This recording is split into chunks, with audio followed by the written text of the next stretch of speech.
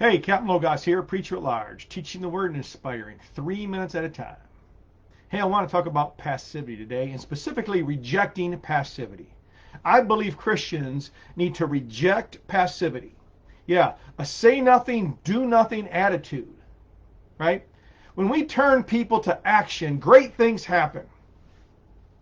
Right? You can think about the movers and shakers, and the very fact that we identify them by movers and shakers identifies them as action, right?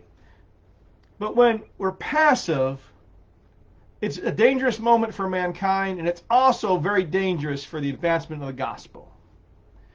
Look at James 4:17. It says, "Therefore, to him who knows to do good and does not do it, to him it is sin."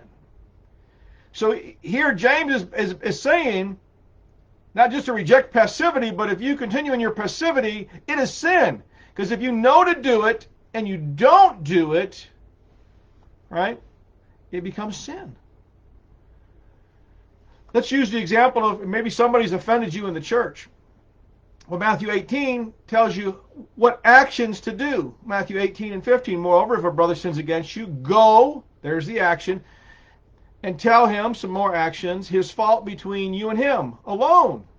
If he hears you, you've gained a brother, right? But if you don't take action and reject passivity, that issue is just going to fester. Vince Miller said that passivity is the incubator of sin.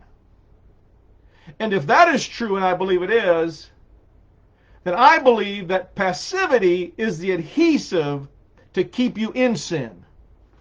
Let me say that again. Passivity is the adhesive to keep you in sin. Because all you got to do is nothing, right? How do you get to hell? Well, you do nothing. Genesis 3, we got the story of Adam and Eve in the fall, right? Adam was very passive, right? He did nothing when the woman took the fruit. Matter of fact, he actually took it when she offered it to him. Imagine if he'd said, no, we shouldn't do that. He was right there, but he didn't stop her. He was very passive. And look what it did for mankind. And then I'd like to draw your attention to David, right?